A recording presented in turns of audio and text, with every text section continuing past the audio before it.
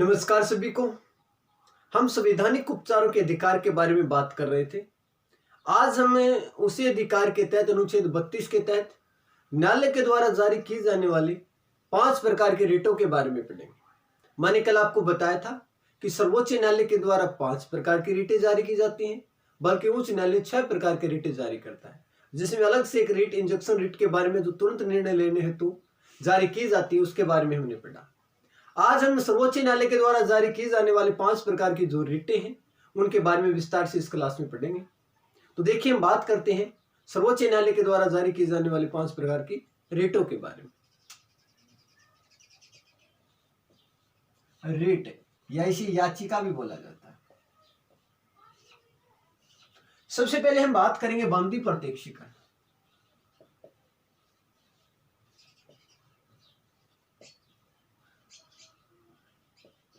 बंदी प्रत्यक्षीकरण, habeas corpus, अंग्रेजी भाषा में कहा जाता है इसे हेबियस कॉर्पस।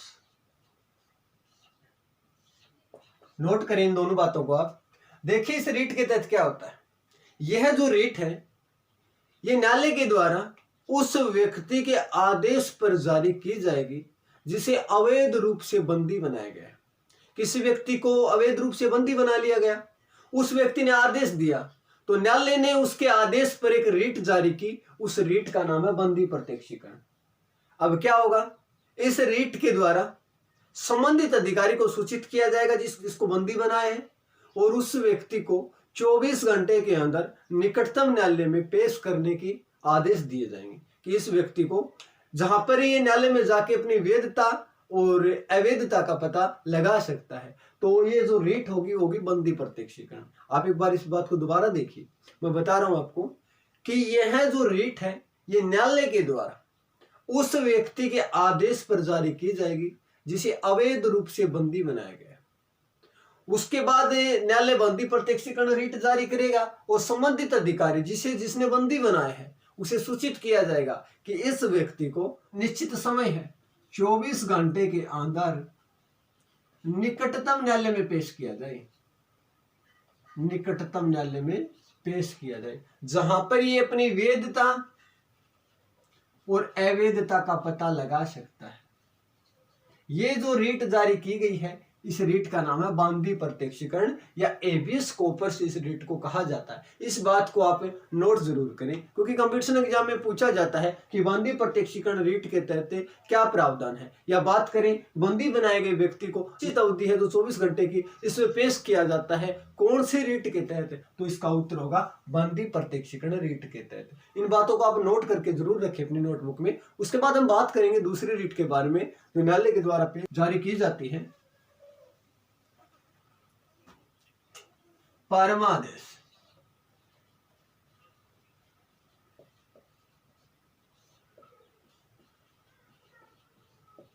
मेडिमस क्या कहा जाता है इसे, मेडिमस भी कहा जाता है। आप इस बात को भी देखें, यह है उस पदाधिकारी या संस्था हेतु जारी की जाती है। कोई पदाधिकारी है या कोई संस्था है उसके लिए जारी की जाएगी। कब जारी की जाएगी, मान लीजिए वो पदाधिकारी या संस्था अपने कर्तव्य का गलत तरीके से निर्वहन कर रहे हैं, गलत तरीके से निर्वहन कर रहे हैं। नोट करें इस बात को आप। कोई पदाधिकारी है अपने पद पर रहते हुए अपने पद का दुरुपयोग कर रहा है, गलत तरीके से कार्य कर रहा है, या मान लीजिए ऐसी कोई संस्था है वो भी गलत तरीके से कार्य कर रही है, तो न्यायालय रीट जारी करेगा। उस रीट का नाम है परमादेश या मेडिमेस। इस रीट के द्वारा न्यायालय आदेश देगा उस संस्था को या पदाधिकारी को। क्या आदेश देगा कि आप अपने कर्तव्य का सही तरीके से निर्वहन करें। ये जो रीट है इस रीट को कहा जाता है परमादेश या मेडिमेस रीट कहा जाता है। बहुत ही अच्छा प्रश्न है। पदाधिकारी और संस्था हेतु सही तरीके से कर्तव्य का निर्वहन करने हेतु न्यायालय के द्वारा जारी की जाने वाले रीट के बारे में बताइए, तो आपको बताना है परमादेश या मेडिमेस। उसके बाद अगले रीट के बारे में हम बात करेंगे जिसे कहा जाता है प्रतिषेध या प्रेविएशन। प्रतिषेध या प्रोहिबिशन। इस रीट के द्वारा क्या होगा, इस रीट के द्वारा मान लीजिए कोई संस्था है, वह संस्था अपने अधिकार क्षेत्र से बाहर कार्य कर रही है, अधिकार क्षेत्र से, उसका जो एरिया है उस एरिया से सीमित न रह के उससे बाहर कार्य कर रही है, तो न्यायालय आदेश करेगा कि आप अपने क्षेत्र में रहते हुए क्या करें, कार्य करें। इस रीट को कहा जाता है प्रतिषेध या प्रोहिबिशन रेट। उसे मना कर देगा कि आपका ये क्षेत्र नहीं है, आप इसको छोड़ के अपने क्षेत्र में ही कार्य कीजिए। जैसे मैं आपको एक छोटा सा उदाहरण बताता हूं, जैसे मान लीजिए उच्च न्यायालय है, उच्च न्यायालय का कार्य है और उच्च न्यायालय अपने कार्य को छोड़कर मान लीजिए सर्वोच्च न्यायालय के जो कार्य हैं वह करना शुरू कर देता है, सर्वोच्च न्यायालय के कार्य। तो उसके बाद न्यायालय के द्वारा आदेश जारी किया जाएगा कि ये जो कार्य है आपके क्षेत्र से बाहर है, आप अपने क्षेत्र में कार्य कीजिए। वो रेट है कौन सी कहलाएगी, प्रतिषेध या प्रोहिबिशन रेट के नाम से जानी जाएगी। तो इसको नोट जरूर करें, प्रतिषेध या प्रोहिबिशन रेट।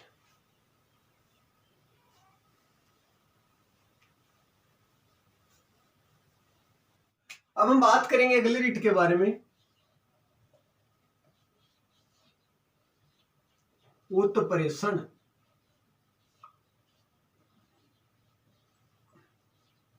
सर्सियोरी। ये रीट नीचे के न्यायालय को पेश की जाएगी, न्यायालय द्वारा, नोट करना इस बात को, न्यायालय द्वारा नीचे के न्यायालय को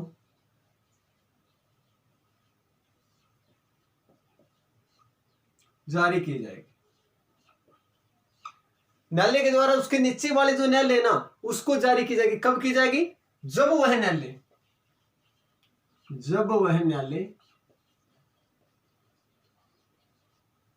अपने अधिकार क्षेत्र से बाहर कार्य कर रहा है, अधिकार क्षेत्र से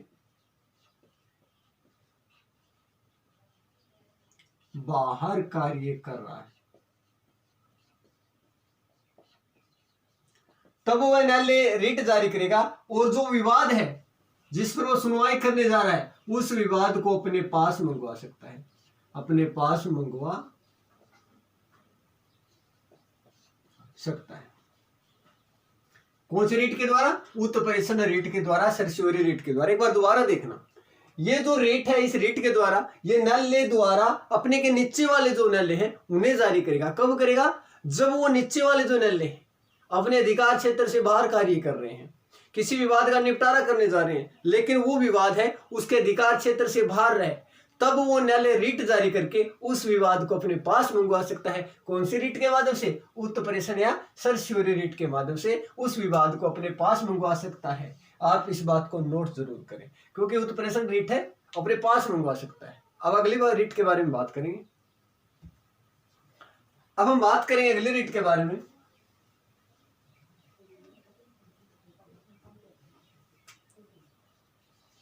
अधिकार परीक्षा।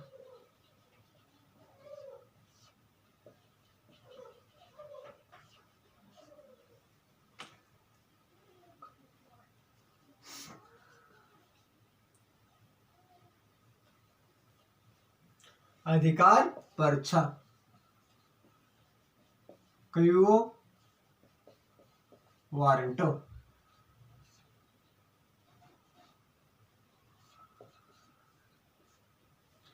अधिकार परीक्षा क्वियो वारंटो, ये रीट कब जारी की जाएगी, आप देखना। मान लीजिए कोई व्यक्ति है, वह गैर कानूनी ढंग से, गैर कानूनी तरीके से किसी सरकारी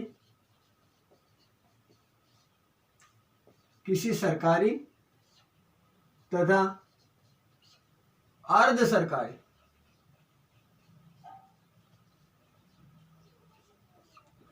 पद को धारण कर लेता है, धारण कर लेता है, तब न्यायालय रीट जारी करेगा। उस रीट का नाम है अधिकार परीक्षा, जिसे क्वियो वारंटो। देखिए, किसी व्यक्ति द्वारा गैर कानूनी तरीके से किसी सरकारी तथा अर्ध सरकारी पद को धारण कर लिया जाता है। किसी व्यक्ति ने गैर कानूनी ढंग से गलत तरीके से सरकारी या गैर सरकारी पद को धारण किया है तो न्यायालय अधिकार परीक्षा रीट जारी करके उस पद पर उसे कार्य करने के हेतु रोक सकता है। इस पद के ऊपर कार्य नहीं कर सकता है कि वो इस पद को धारण करने के लिए तेने गलत तरीका अपनाया है या अपने गैर कानूनी ढंग से इस पद को धारण किया है, तो इस रीट का नाम होगा अधिकार परीक्षा। तो दोस्तों आज हमने न्यायालय के द्वारा जारी की गई 5 प्रकार की रीटों के बारे में पढ़ा। कल हम बात करेंगे नीति निर्देशक तत्वों के बारे में। आप इस क्लास को ज्यादा से ज्यादा लाइक करें, शेयर करें। मिलेंगे कल अगली क्लास में। धन्यवाद।